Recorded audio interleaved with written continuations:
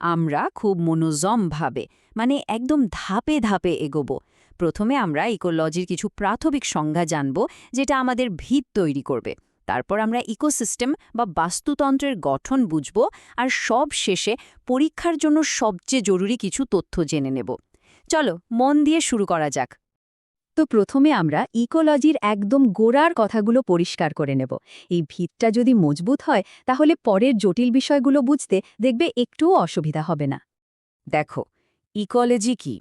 খুব সহজ করে বললে, যে কোনো জীব, সে উদ্ভিদ হোক বা প্রাণী, তারা তাদের চারপাশের পরিবেশের সঙ্গে মিলেমিশে বেঁচে থাকে, তাই না?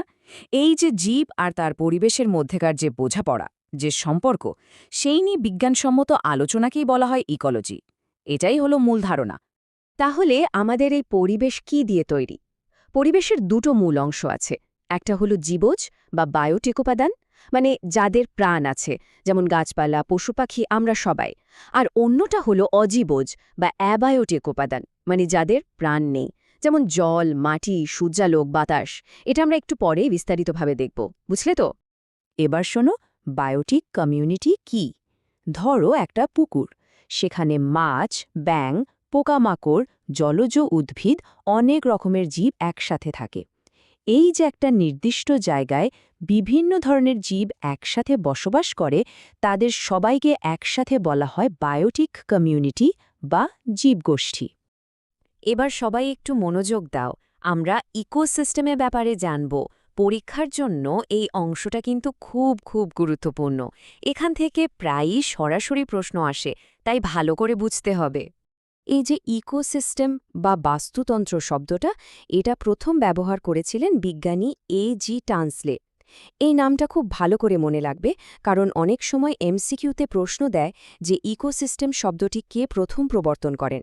এটা কিন্তু একটা সম্ভাব্য প্রশ্ন। আমরা একটু আগেই পরিবেশের দুটো ভাগের কথা বলেছিলাম, মনে আছে তো? ঠিক সেই রকম যে কোনো ইকোসিস্টেমেরও দুটো প্রধান উপাদান, এক জীবজ উপাদান আর দুই অজীবজ উপাদান। দেখো বাচ্চারা, একটা বাস্তুতন্ত্রের সব কিছুই কিন্তু এই দুটো ভাগের মধ্যেই পড়ে।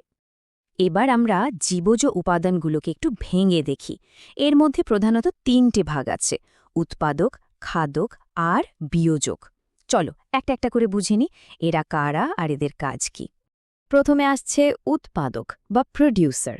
নামটা শুনেই বোঝা যাচ্ছে, তাই না? যারা নিজেদের খাবার নিজেরাই উৎপাদন করে, যেমন সবুজ গাছপালা। ওরা সূর্যের আলো, জল আর বাতাস থেকে সালোক সংশ্লেষ প্রক্রিয়ায় নিজেদের খাবার তৈরি করে। এরাই হল যে কোনো বাস্তুতন্ত্রের শক্তির মূল উৎস। এরপর আসছে খাদক বা কনজিউমার, মানে যারা উৎপাদকদের ওপর খাদ্যের জন্য নির্ভরশীল। খাদকের তিনটে স্তর আছে, ভালো করে দেখো। প্রথম হল প্রাথমিক খাদক, যারা সরাসরি গাছপালা খায়, যেমন ছাগল বা হরিণ। এদেরকে তৃণভোজীও বলা হয়। দ্বিতীয় হল গৌণ খাদক, যারা ওই প্রাথমিক খাদকদের খায়, যেমন শেয়াল বা নেকড়ে। আর তৃতীয় হল প্রগৌণ খাদক, যারা গৌণ খাদকদের শিকার করে, যেমন বাঘ বা সিংহ। এই পার্থক্যটা ভালো করে মনে রাখবে, পরীক্ষায় যেন গুলিয়ে না যায়। আর সবশেষে আছে বিয়োজক বা ডিকম্পোজার্স। যখন গাছপালা বা প্রাণী মরে যায়, তখন ছত্রাক এবং ব্যাকটেরিয়ার মতো কিছু অণুজীব তাদের মৃতদেহকে ভেঙে ফেলে এবং তার মধ্যে থাকা পুষ্টি উপাদানগুলোকে আবার মাটিতে ফিরিয়ে দেয়। এরা হলো প্রকৃতির সাফাই কর্মী। এটা মনে রাখবে, এরা না থাকলে পৃথিবীটা মৃতদেহে ভরে যেত আর মাটিতে পুষ্টির অভাব দেখা দিত। এবার আসি অজীবজ উপাদানগুলিতে। এর মধ্যে আছে কার্বনিক আর অকার্বনিক পদার্থ এবং জলবায়ুর বিভিন্ন উপাদান, যেমন জল, সূর্যালোক, তাপমাত্রা, বাতাস, মাটি, খনিজ লবণ। এই সব কিছুই হল অজীবজ উপাদান, যা জীবদের বেঁচে থাকতে সাহায্য করে। খুব ভালো, তোমরা খুব মন দিয়ে শুনছ। আমাদের এই একসঙ্গে পড়াশোনা যদি তোমাদের ভালো লাগে, তাহলে চ্যানেলটা অবশ্যই সাবস্ক্রাইব করে নিও, যাতে আমরা একসাথে আরও অনেক কিছু শিখতে পারি। আমরা যে উৎপাদক, খাদক আর বিয়োজকের কথা জানলাম, তারা সবাই একে অপরের সাথে কিভাবে যুক্ত? তারা যুক্ত খাদ্য শৃঙ্খল বা ফুড চেনের মাধ্যমে। চলো দেখি বাস্তুতন্ত্রে শক্তি কিভাবে এক স্তর থেকে অন্য স্তরে যায়। খাদ্য শৃঙ্খল হল আসলে একটা শক্তি প্রবাহের পথ। উৎপাদক অর্থাৎ গাছপালা সূর্য থেকে শক্তি নিয়ে খাবার তৈরি করে। সেই গাছকে যখন কোনো প্রাথমিক খাদক খায়, শক্তিটা তার দেহে চলে যায়। আবার তাকে যখন কোনো গৌণ খাদক খায়, শক্তিটা সেখানেও স্থানান্তরিত হয়। এই যে শক্তির একমুখী প্রবাহ, এটাই হলো খাদ্য শৃঙ্খল। একটা খুব সহজ উদাহরণ দেখো। ঘাস হলো উৎপাদক, কারণ সে নিজের খাবার নিজে বানায়। সেই ঘাস খেলো একটা ছাগল, যে হলো প্রাথমিক খাদক। আবার সেই ছাগলকে খেলো মানুষ, যে এখানে গৌণ খাদক হিসেবে কাজ করছে।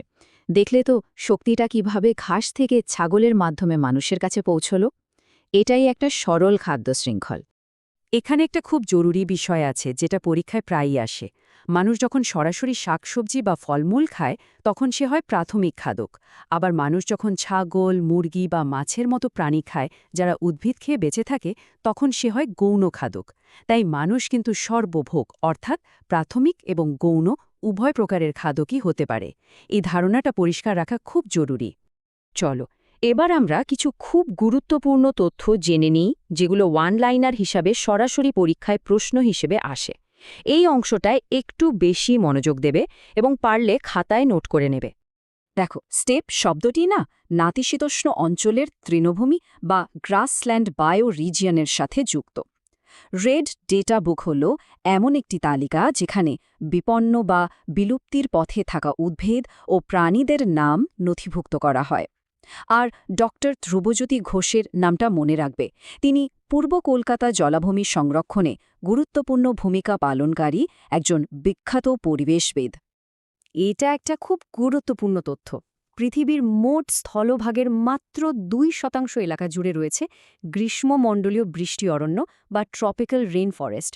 ভাবো, মাত্র 2%, কিন্তু পৃথিবীর অর্ধেক প্রজাতির জীব এখানেই বাস করে। কিন্তু দুঃখের বিষয়, এই অসাধারণ বনভূমি দ্রুত ধ্বংস হয়ে যাচ্ছে।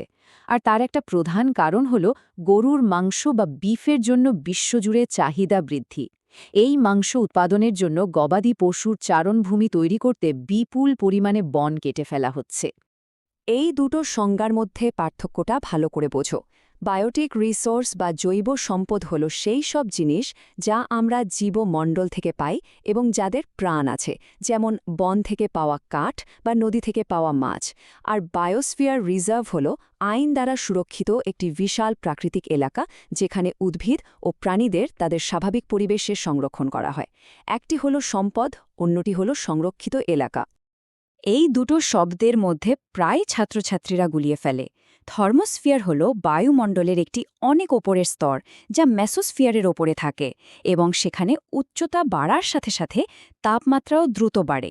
আর লিথোস্ফিয়ার বা শিলামণ্ডল হল পৃথিবীর উপরিভাগের কঠিন স্তর, অর্থাৎ মাটি পাথর দিয়ে তৈরি অংশ, যার উপর আমরা থাকি।